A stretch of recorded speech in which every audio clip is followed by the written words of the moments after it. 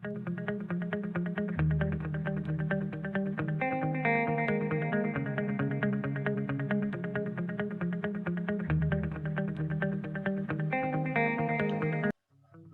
alaikum dear students. In today's lecture we are going to discuss a new chapter, that is strategic management. इस वीडियो को देखने के बाद आप स्ट्रेटेजिक मैनेजमेंट की इम्पोर्टेंट डेफिनेशन, स्ट्रेटेजिक मैनेजमेंट की स्ट्रेटजीज कैसे बनाई जाती हैं, what are their business models, उनको आप आसानी से जान सकेंगे। उसमें फिर स्ट्रेटेजिक मैनेजमेंट प्रोसेस क्या है, स्टेप्स कौन कौन से इन्वॉल्व हो रहे हैं, कौन से external and internal analysis use हो सकते हैं, रोल ऑफ रिसोर्सेज क्या है, कैपेबिलिटीज का क्या उसमें रोल है, एंड कोर कॉम्पिटेंसीज क्या सिचुएशन क्या रोल प्ले किया जाएगा स्ट्रेटेजिक मैनेजमेंट प्रोसेस में। देन फिर हम मूव करेंगे टाइप्स ऑफ ऑर्गेनाइजेशनल स्ट्रेटजीज की तरफ। हम डिफरेंट जो है वो टाइप ऑफ कॉर्पोरेट स्ट्रेटजीज को डिस्कस करेंगे, BCG मैट्रिक्स को डिस्कस करेंगे, कंपेटिटिव एडवांटेज को डिस्कस करेंगे, पोर्टर्स 5 फोर्सेस को हम डिस्कस करेंगे, और लास्टली हमने देखेंगे कि आजकल की एनवायरनमेंट में जो ग्लोबल बिजनेस एनवायरनमेंट बनी हुई है, स्ट्रेटेजिक मैनेजमेंट कैसे जो है इम्पॉर्टेंट से किस तरीके से कौन कौन सी टेक्निक अप्लाई की जा सकती हैं, और बिजनेस की प्रोग्रेस पे, उसकी फ्लरिशनेस में स्ट्रेटेजिक मैनेजमेंट पॉलिसी का क्या रोल प्ले किया जा रहा है। स्टार्ट करते हैं आज का वीडियो। स्ट्रेटेजिक मैनेजमेंट क्या है, what managers do to develop the organization strategies, कि आप जो मैनेजर ऐसे डिसीजन लेते हैं जिनमें वो स्ट्रेटेजाइज कर रहे होते हैं फर्म को, अपनी इंडस्ट्री को डेवलप करने के लिए, अपनी ऑर्गेनाइजेशन को डेवलप करने के लिए, वो जो डिसीजंस कहलाते हैं उनको हम स्ट्रेटेजिक मैनेजमेंट डिसीजंस कहलाते हैं। Now what is strategies? Strategies mean the decisions and actions that determine the long run performance of an organization. Organization किस सिमत में जा रही है, क्या प्रोग्रेस है, क्या एक्शंस लिए जा रहे हैं, क्या डिसीजन मेकिंग है, इन सब को हम स्ट्रेटजीज में इंक्लूड कर सकते हैं। देन स्ट्रेटेजिक मैनेजमेंट में एक जो है वो हम कह सकते हैं it is a strategic design for how a company intends to profit from its strategies, work processes and work activities. Business model strategic management का ये कह रहा है कि आपने इस तरीके से स्ट्रेटजीज डिजाइन करनी है सो दैट कि आपकी फर्म जो है वो प्रॉफिट अर्न कर सके, वहाँ की वर्किंग एनवायरनमेंट क्या होगी, वर्क प्रोसेसेस क्या होंगे, और वर्क की एक्टिविटीज क्या होंगी। These are all included into business model of strategic management. दो चीजों पे फोकस है इसका, whether customers will value what the company is providing, and second thing के company can make any money from by doing that, क्या company को, firm को कोई फायदा भी हो रहा है कि नहीं हो रहा, और दूसरी बात ये है कि क्या कस्टमर्स, वो कंपनी जो काम की जो स्ट्रेटेजी बना रही है, जो काम कर रही है, क्या कस्टमर्स को वैल्यू भी दे रहे हैं कि नहीं दे रहे। स्ट्रेटेजिक मैनेजमेंट की इंपॉर्टेंस क्या है? ये आपकी हायर ऑर्गेनाइजेशनल परफॉर्मेंस के लिए ज़रूरी है। दूसरी बात, it requires that managers examine and adopt the business environment changes, के बेसिकली ये बता रहा है कि आपकी जो एनवायरमेंटल ग्लोबल चेंजेस है, डाइवर्सिफिकेशन हो रही हैं, बिजनेस में जो चेंजेस आ रही हैं, क्या मैनेजर्स उनको प्रॉपरली एग्जामिन कर पा रहे हैं, और उनके अंदर इतनी फ्लेक्सिबिलिटी है कि वो जो एनवायरमेंटल चेंजेस हो रहे हैं बिजनेस एनवायरनमेंट में, उसको वो अडॉप्ट कर रहे हैं कि नहीं कर रहे। Then it coordinates diverse organizational units, helping them focus on organizational goals। हर ऑर्गेनाइजेशन में बहुत सारे डिफरेंट यूनिट्स होते हैं, कोई ऑपरेशनल यूनिट होता है, कोई मैनेजमेंट यूनिट होता है, कोई वर्किंग यूनिट होता है, कोई HR का हायरिंग का यूनिट होता है, फाइनेंस का यूनिट होता है, बहुत सारे यूनिट्स होते हैं। उन सारे यूनिट्स की आपस में कोऑर्डिनेशन के लिए स्ट्रेटजीज बनाई जाती हैं। ऑब्वियसली हर यूनिट को चलाने के लिए अलग स्ट्रेटजी चाहिए होगी, और वो स्ट्रेटजी फर्म की मेन स्ट्रेटजीज की लाइट में, उनकी रोशनी में बनाई जाएगी। तो आपकी जितनी भी यूनिट्स हैं उनकी आपस में कोऑर्डिनेशन के लिए स्ट्रेटेजिक मैनेजमेंट की इम्पोर्टेंस है, and it is very much involve in the managerial decision making process. जो डिसीजन मेकिंग प्रोसेस हमने पिछले चैप्टर्स में किया है, पिछली वीडियोस में हमने डिस्कस किया है, तो मैनेजर अपना डिसीजन मेकिंग कैसे जो है वो इम्प्लीमेंट करता है, हमने वहाँ पे तफसील के साथ 7 और 8 स्टेप्स को डिस्कस किया हुआ है। स्ट्रेटेजिक मैनेजमेंट प्रोसेस क्या है? स्ट्रेटेजिक मैनेजमेंट प्रोसेस के डिफरेंट स्टेप्स हैं। पहला स्टेप ये है, identify the organizational current missions, goals and strategies. Organization या कंपनी का इस वक्त करंट मिशन क्या है, उसकी गोल्स क्या उसने सेट किए हुए हैं, उसकी बोर्ड ऑफ डायरेक्टर्स और उसके मैनेजमेंट ने, और क्या स्ट्रेटजीज अडॉप्ट करेगी।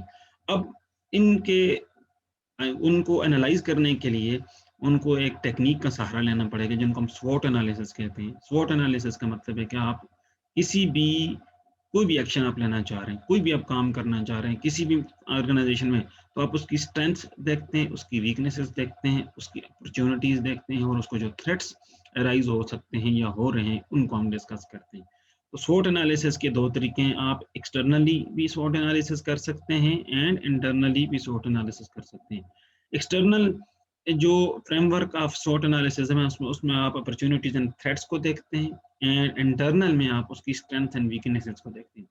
मीन स्ट्रेंथ का क्या मतलब है कि आप कोई एक स्टेप उठा रहे हैं, फर्ज किया आप कहते हैं कि जी मैं अपनी फर्म की एक नई फ्रेंचाइज बना रहा हूँ, नई यूनिट बना रहा हूँ, तो उस यूनिट को बनाने के पीछे आपके पास कितनी जो है वो फाइनेंसिंग पावर है, आप उसको कैसे रन करेंगे, किस एरिया में रन करेंगे, लोगों पे इस पर क्या इम्पैक्ट पड़ेगा, उसकी प्रॉफिटेबिलिटी क्या होगी, वहाँ पे वर्किंग कितनी होगी, मैनेजमेंट कैसे होगी, ऑल द एक्टिविटीज जो कि आपके फेवर में जा सकती हैं, जो आपकी ऑर्गेनाइजेशन की परफॉर्मेंस को एनहांस कर सकती हैं, उनको हम स्ट्रेंथ्स में कंसिडर करेंगे।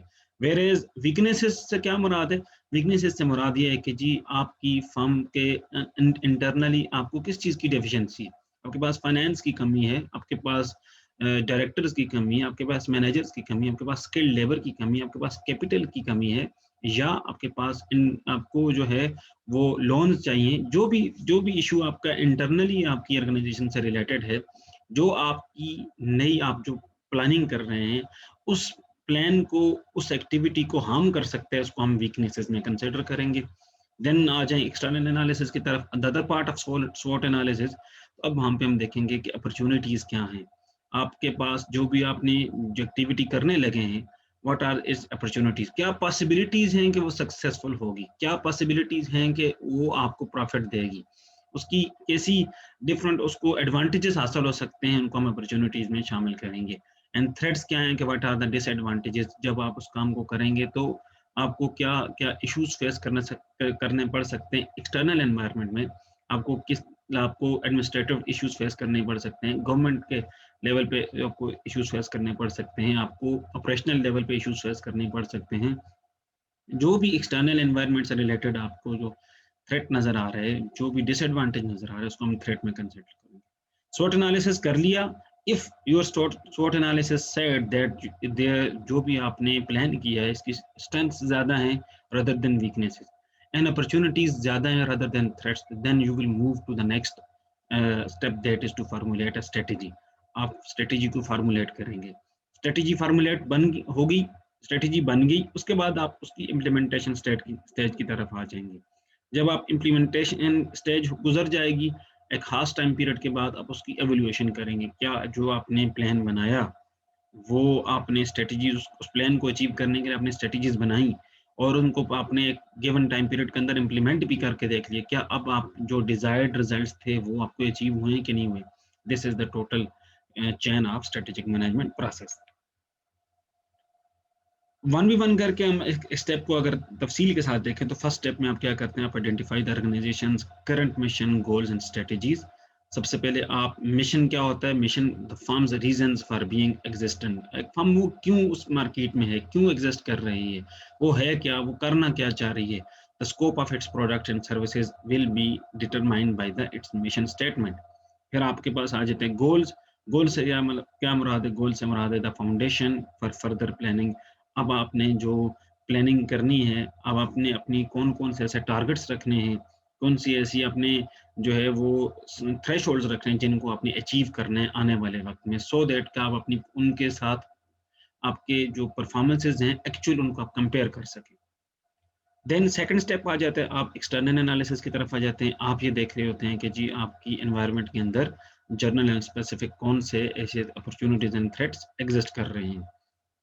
थर्ड स्टेप है इंटरनल एनालिसिस। इंटरनल एनालिसिस से मुराद है कि आप ऑर्गेनाइजेशन के रिसोर्सेज को देखते हैं, उसकी एबिलिटीज़ को देखते हैं, कैपेबिलिटीज़ को देखते हैं एंड उसकी एक्टिविटीज़ को देखते हैं। उसके बाद आप जो है उसकी फाइनेंशियल पोजीशन को देखते हैं, फिजिकल एसेट्स को देखते हैं, कैपिटल की पोजीशन को देखते हैं, टेंजिबल एंड इनटेंजिबल एसेट्स को देखते हैं, स्किल्स को देखते हैं, एम्प्लॉइज के कल्चर को, उनकी परफॉर्मेंस को, उनकी रेपुटेशन को, और भी बहुत सारे ऐसे जो है वो रिलेटेड चीज़ें हैं जिनको आप इंटरनल एनालिसिस के लिए यूज़ कर सकते हैं, उनको हम चेक कर सकते हैं। देन 4th स्टेप आ जाता है फॉर्मुलेटिंग स्ट्रेटजीज। जब आप स्ट्रेटजीज बना रहे हैं, now develop and evaluate strategies alternative. आपने बहुत सारे स्टेप्स बनाए होंगे, आप डिडक्टिव मेथड यूज करेंगे या इंडक्टिव मेथड यूज करेंगे। उनको डिडक्टिव मेथड से मुराद है आप एक स्पेसिफिक से जो है वो जनरल प्रोसेस की तरफ जाएंगे, या आप जर्नल से स्पेसिफिक प्रोसेस की तरफ जाएंगे। आपने डिफरेंट स्ट्रेटजीज बनानी है, फिर आपने उन स्ट्रेटजीज को 1v1 करके एवेल्युएट करना है। एवेल्युएशन करने के बाद क्या चीज़ प्रैक्टिकल है, क्या चीज़ प्रैक्टिकल नहीं है, उसके बाद फिर आप जो है फाइनली इस स्टेज के अंदर आप डिसाइड करेंगे कि इन डिफरेंट अल्टरनेटिव में से मैंने कौन सी जो है स्ट्रेटजी में मोस्ट सूटेबल रहेगी। ऑब्वियसली उस स्ट्रेटजी के अंदर ऑर्गेनाइजेशनल स्ट्रेंथ्स को मीट करने की स्ट्रेंथ होनी चाहिए, सलाहियत होनी चाहिए। आपके लिए वो अपॉर्चुनिटीज क्रिएट करे, आपके लिए उसमें थ्रेट्स कम से कम हो, आपके पास उसकी जो है वो स्ट्रेंथ्स उसमें अंदर आपकी वो अपॉर्चुनिटी आपकी स्ट्रेंथ से मोस्ट रेलेवेंट हो, रादर देन कि आपकी वीकनेसेस के साथ एसोसिएट हो रही हो। तो आप इन सारी चीज़ों को देखने के बाद स्ट्रेटजीज फॉर बनाएंगे। डिफरेंट अल्टरनेटिव होंगे, उनमें से आप बेस्ट चूज करेंगे। बेस्ट चूज करने के बाद आप नेक्स्ट स्टेप में जाएंगे, तो आप उन स्ट्रेटजीज को इम्प्लीमेंट करेंगे। आप ऑर्गेनाइजेशन का वो जो स्ट्रक्चर आपने जो डिज़ाइन आपने जो प्लान बनाया है उसको आप प्रॉपरली प्रैक्टिकल करेंगे, उसको इम्प्लीमेंट करेंगे। उन एक्टिविटीज़ को आप प्रॉपरली जाके वहाँ पे परफॉर्म करेंगे। फिर आप ये देखेंगे कि उसको एक सर्टेन टाइम पीरियड देंगे, उसको वहाँ पे फ्लरिश करने के बाद आप उसकी जो रिक्वायरमेंट्स होंगी उनको मीट, उस दौरान आप उनकी रिक्वायरमेंट्स को, जो नीड्स एंड जो वहाँ पे जो उनकी जो है वो रिक्वायरमेंट्स एग्जिस्ट कर रही हैं, उनको आप जो है वो फुलफिल करने की कोशिश करेंगे। और आप वेट करेंगे कि जब ये टाइम खत्म हो जाए, उसके बाद आप एवोल्यूशन प्रोसेस में जाएंगे, जो कि स्टेप 6 है। फिर आप देखेंगे क्या ये स्ट्रेटेजी अपनी जो बनाई, जो डिजायर्ड गोल थे, मिशन एंड गोल्स स्टेटमेंट के इन जो है अकॉर्डिंगली, क्या आपकी ये जो स्ट्रेटेजी थी इसने डिजायर्ड रिजल्ट्स अचीव किए। अगर किए हैं तो उसमें मज़ीद क्या इम्प्रूवमेंट्स की गुंजाइश है, उसमें क्या एडजस्टमेंट्स पॉसिबल हैं। अगर नहीं किए हो तो फिर कहाँ पे लैप्स हुए हैं, कहाँ पे आपके पास लूप होल क्रिएट हुए हैं जिसने आपकी स्ट्रेटेजी को जो है वो मेजरेबली फेल किया है। Then next thing, the types of organizational strategies. अब ऑर्गेनाइजेशनल स्ट्रेटजीज में आए तो हम उसको कॉर्पोरेट स्ट्रेटजीज भी कह सकते हैं। कॉर्पोरेट स्ट्रेटजीज से मुराद है कि आपकी वो स्ट्रेटजीज जो आपकी टॉप लेवल मैनेजमेंट बनाती है, टॉप लेवल मैनेजमेंट जो डिसाइड करती है, जो प्लान्स बनाती है पूरी ऑर्गेनाइजेशन के लिए, फिर उसके अकॉर्डिंगली आपकी जो डिफरेंट यूनिट्स हैं आपकी ऑर्गेनाइजेशन के, वो अपनी अपनी स्ट्रेटजीज बनाते हैं, वो उसके अकॉर्डिंगली फिर प्लान्स बनाते हैं और उन स्ट्रेटजीज को फॉलो करके प्लान्स को कंप्लीट करने की कोशिश करते हैं।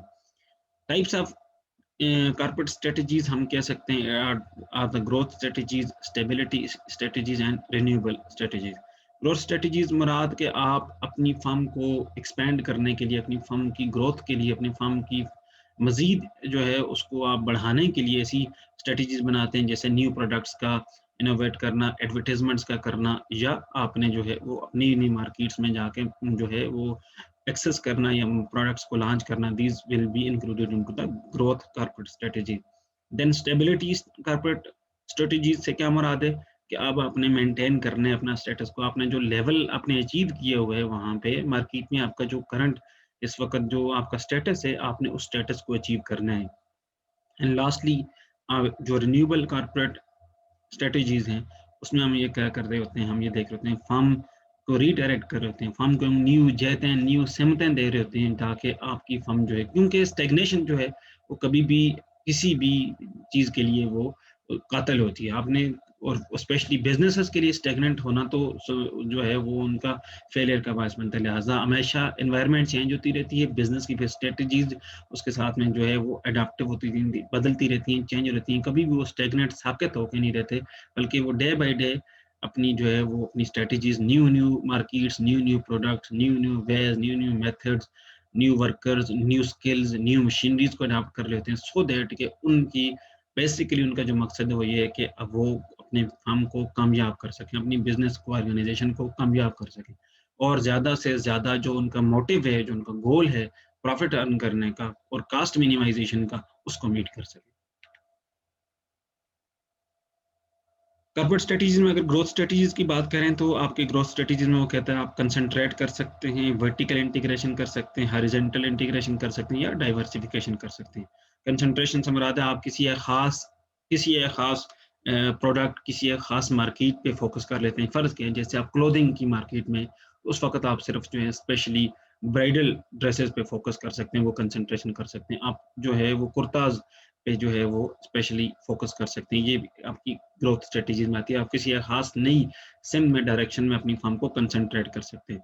वर्टिकल इंटीग्रेशन से मैं क्या मुराद है कि आप अपनी जो है वो कि आपसे जो क्या कहते हैं बड़ी जो कंपनी है, आप उसकी जो है उसको जो कोशिश करते हैं कि उसके लेवल तक पहुँचने की, न्यू इनपुट्स लेके, न्यू एफर्ट्स करके रॉ मटेरियल तक एक्सेस करके, चीपर रॉ मटेरियल तक एक्सेस करके, चीपर फैक्टर्स ऑफ प्रोडक्शन को यूज़ करके आप कोशिश कर रहे होते हैं कि आप जो है वो इंटीग्रेशन, वर्टिकल इंटीग्रेशन कर सकें।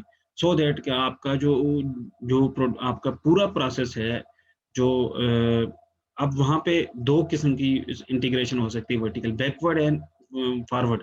बैकवर्ड से मुराद है कि आपके जो बिहाइंड द सीन जो लोग हैं, जो आपकी प्रोडक्शन प्रोसेस के पीछे हैं, जैसे सप्लायर, जैसे इनपुट प्रोवाइडर्स, तो आप उनकी ये जो मार्केट है उसमें भी एफिशिएंसी हासिल कर लें।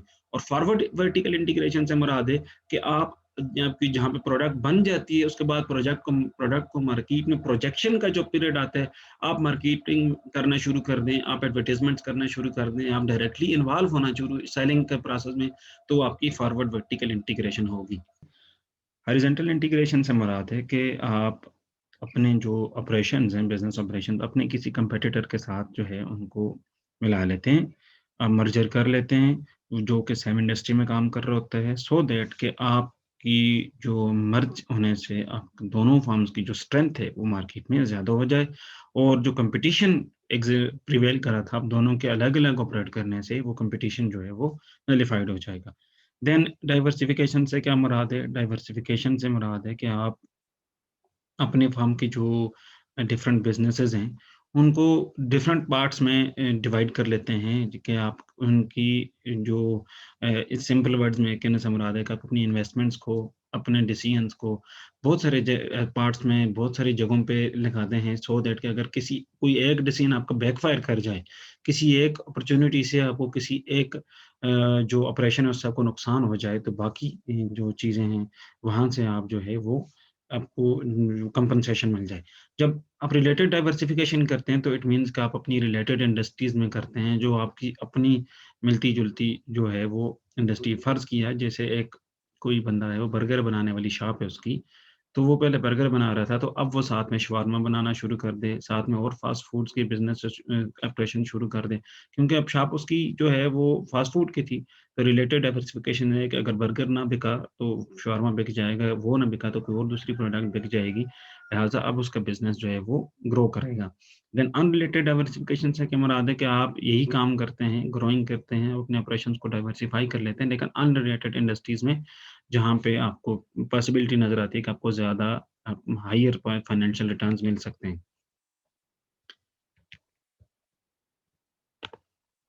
देन स्टेबिलिटी स्ट्रैटेजीज़ से क्या मुराद है? स्टेबिलिटी स्ट्रैटेजीज़ का मुराद है कि आप अपनी जो स्टेटस को है, आपकी इंडस्ट्री में आपका जो एक मकाम है, उसको आप जो है वो कायम रखने की कोशिश करते हैं। जो भी अनसर्टेनिटीज़ एक्ज़िस्ट कर रही हैं, आपको जो इश्यूज़ फेस करने पड़ रहे हैं, क्योंकि business environment day by day change हो रही होती है, वहाँ पे फ्लक्चुएशंस आ रही होती हैं। तो आपने उन फ्लक्चुएशंस को किस तरीके से जो है वो मिनिमाइज़ करना है, और अपनी जो आपकी जो फ़र्म है, उसकी एक स्टेबल ग्रोथ पाथ को आपने अचीव किए रखना है। रिन्यूएबल स्ट्रैटेजी से क्या मुराद है? रिन्यूएबल स्ट्रैटेजी से मुराद है कि आप ऐसी डेवलपिंग स्ट्रैटेजीज़ जो है वो बनाते हैं ऑर्गेनाइज़ेशन की, सो दैट कि जो जहाँ पे आपकी इंडस्ट्री में वीकनेसेस अराइज़ हो रही थी, जो लूप होल्स थे, आप उनको ख़त्म करने की कोशिश करते हैं। इन वीकनेसेस को रिड्यूस करने की कोशिश करते हैं, जिनकी वजह से आपकी परफ़ॉर्मेंस जो है ओवरऑल डिक्लाइन हो रही थी। एक जो है वो टर्न अराउंड मेथड है। टर्न अराउंड मेथड में मुराद है कि आप जो आपकी क्रिटिकल लॉन्ग टर्म परफॉर्मेंसेस है, उसको आप एड्रेस करते हो। उसमें जो जो प्रॉब्लम्स एग्ज़िस्ट कर रहे थे, और उन परफॉर्मेंसेस की वजह से आपकी लॉन्ग टर्म परफॉर्मेंस जो है वो मिनिमम हो रही थी, रिड्यूस हो रही थी, डिक्लाइन हो रही थी, लैग कर रही थी। तो अब आप क्या करते हैं उसमें से डिफरेंट स्टेप्स को, जैसे कास्ट एलिमिनेशन में ये इसको लेकर, या लार्ज स्केल ऑर्गेनाइजेशनल स्ट्रक्चर्स को रीस्ट्रक्चर करके आप कोशिश करते हैं अपनी फर्म को टर्न अराउंड करने की, दोबारा से ग्रोथ के ट्रैक पे लेकर आने की।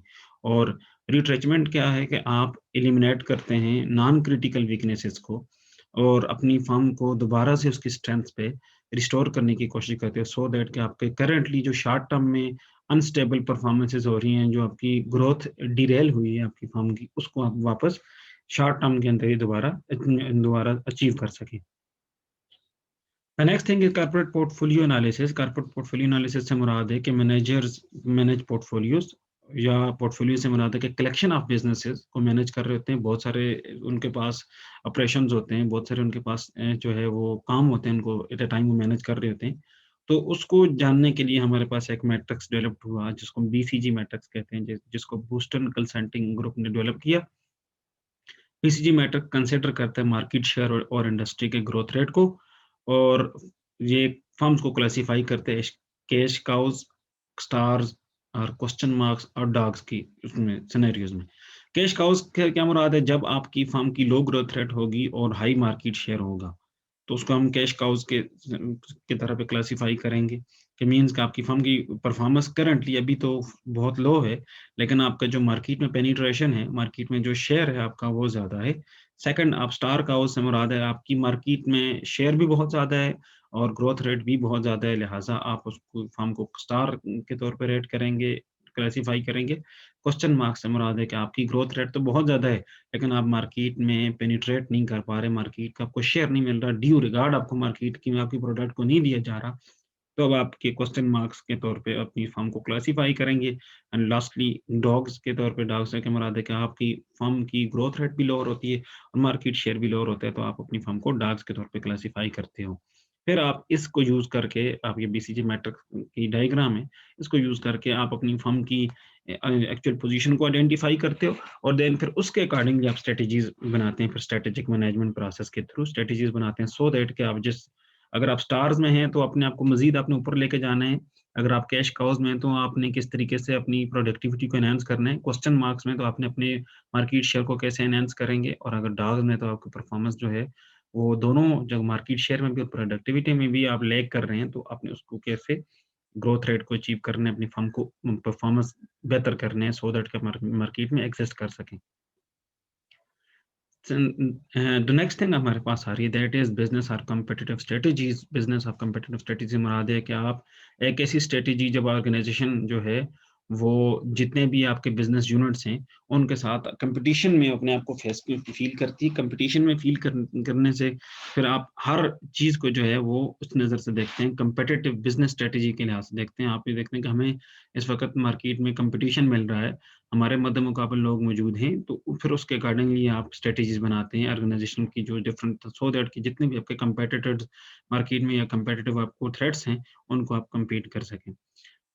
यहाँ पे जो रोल प्ले किया जाएगा वो कंपेटिटिव एडवांटेज का होगा। कंपेटिटिव एडवांटेज से क्या मुराद है कि an organization distinctive competitive edge, आपको ऐसी फर्म की आपकी ऐसी सलाहियत जो आपको आपके दूसरे कंपेटिटर से मुमताज करती हो, वो आपको उस पे उन पे एडवांटेज देती है, उसको हम यहाँ पे कंपेटिटिव एडवांटेज कह रहे हैं। अब क्वालिटी ऑफ कंपेटिटिव एडवांटेज को जज कैसे करेंगे कि वो फर्म अपनी प्रोडक्ट को बाकी जो कंपेटिटर्स हैं उसकी प्रोडक्ट से अपनी फर्म को डिफरेंशिएट कर सकती है कि नहीं कर सकती, अपनी प्रोडक्ट को डिफरेंशिएट कर सकती है कि नहीं कर सकती, क्या वो एक सस्टेनेबल कंपेटिटिव एडवांटेज प्रोसेस जो है वो क्रिएट या वो गेन कर रही है कि नहीं कर रही, एंड जो कंपनी का फोकस है वो क्वालिटी मैनेजमेंट पे है, कंटिन्यूस इंप्रूवमेंट पे है कि नहीं है, और कस्टमर्स की जो नीड्स हैं, जो वांट्स हैं, जो डिमांड्स हैं और उनकी जो रिजर्वेशंस हैं, क्या उनको एड्रेस किया जा रहा है कि नहीं किया जा रहा। अगर ये तीनों काम हो रहे होते हैं, तो फिर आप कहते हैं कि आपका जो कंपेटिटिव एडवांटेज है वो आपको लॉन्ग टर्म में फायदा देगा, वो क्वालिटी कंपेटिटिव एडवांटेज है।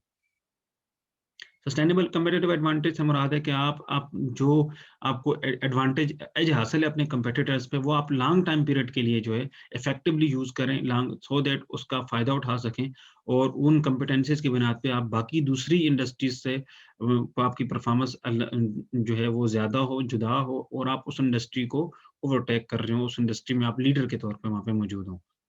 5 competitive forces पहले जो कम्पिटिटिव फोर्स एग्जिस्ट कर रहा है वो थ्रेट ऑफ न्यू एंट्रेंट्स। हमेशा आप जब भी किसी बिजनेस में जिस इंडस्ट्री में होते हैं तो वहाँ पे हमेशा आपको जो एक मेजर थ्रेट फेस करना पड़ता है कि किसी भी वक्त कोई भी न्यू फर्म मार्केट में एंट्री कर सकती है। जब आप न्यू कंपेटिटर आ रहे हों और उनको अपने कैसे जो है वो टैकल अप करना है, वो भी आपका कम्पिटिटिव एडवांटेज में आएगा। थ्रेट ऑफ सब्स्टिट्यूट्स के आपके हमेशा आपकी प्रोडक्ट का सब्स्टिट्यूट मार्केट में हमेशा एग्जिस्ट कर रहा होगा। बहुत कम ही ऐसी प्रोडक्ट्स हैं जिनको हम मोनोपोलिस्टिक या मोनोपोली के उसमें हम वो जो टर्म्स में हम कह सकते हैं, मोनोपोली से आपको पता होना चाहिए कि ऐसी एक फर्म जो मार्केट में यूनिक प्रोडक्ट हो, उसका सेलर जो है वो एक होना चाहिए, बायर बहुत सारे हों। तो सब्स्टिट्यूट ऐसे बहुत कम होता है, तो लिहाज़ा आपके हमेशा जो मार्केट में बहुत सारी ऐसी प्रोडक्ट्स हैं जिनमें आपका सब्स्टिट्यूट एग्जिस्ट करते हैं।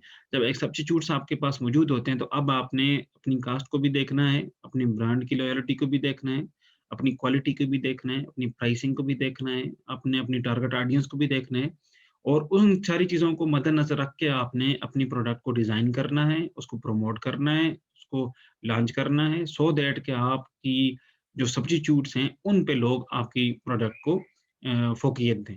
Third thing bargaining power of the buyers. आपने ये भी देखना है कि मार्केट में जो बायर्स हैं, उनके पास कितनी जो है वो क़ुव्वत खरीद मौजूद है, क्या पोटेंशियल उनके पास मौजूद है, मार्केट की स्ट्रेंथ क्या है कि वो कितनी जो है वो हायर प्राइस बर्दाश्त कर सकते हैं, कितनी क्वालिटी पे वो कंप्रोमाइज़ कर सकते हैं। इस चीज़ को जानने के लिए इस चीज़ को अगर आप जान गए तो उसको हम बार्गेनिंग पावर बायर्स कहते हैं। तो वो भी आप अपनी कॉम्पिटिटिव एडवांटेज के तौर पे यूज़ कर सकते हैं। Then the fourth thing is bargaining power of suppliers. आप ये देख लेते हो कि जो आपका सप्लायर है, वो सप्लायर जो है आपके कंपेटिटर या न्यू एंट्रेंट्स के साथ उनका क्या रिलेशनशिप है सप्लायर्स का, और वो सप्लायर जो हैं आपकी फर्म की जो रिलेटिव जो नंबर ऑफ वहाँ पे एग्जिस्टेंस आपकी रिलेटिव परफॉर्मेंस है, वो वहाँ पे कितना रेट कर रहे हैं। सिंपल वर्ड्स में आपकी जो रिलेशनशिप बाय सप्लायर्स के साथ किस तरीके की है। अगर आपके रिलेशनशिप बहुत अच्छे होंगे, इट मीन्स कि वो हमेशा आपको एडवांटेज देगा, आपको हमेशा जो है प्रेफ़रेंस देगा। लेकिन अगर उसके रिलेशनशिप किसी और के साथ अच्छे होंगे, तो फिर वो ऑब्वियस सी बात है, फिर उसको प्रेफ़रेंस देगा, फिर आपका जो कम्पेटिटिव एडवांटेज है, वो आप अचीव नहीं कर पाएँगे। And last thing the rivalry, कि आप ये देखते हैं कि आपकी इंडस्ट्री में जो इस वक़्त जो इंटेंसिटी है कॉम्पिटिशन की, वो क्या है? आपके इस वक़्त सिचुएशन क्या प्रिवेल कर रही है? क्या ग्रोथ रेट स्लो हो रहा है, डिमांड हायर है कि लोअर है, प्रोडक्ट की प्राइसेज़ इंक्रीज़ हो रही है कि डिक्रीज़ हो रही है, इन्फ्लेशन है कि नहीं है? ये सारी चीज़ों को आपने वहाँ पे देखना है। उसके अकॉर्डिंगली फिर आप देखते हो आपको इस वक़्त करंटली कौन-सा ऐसा बंदा ऐसी फर्म है जो टक्कर दे रही है।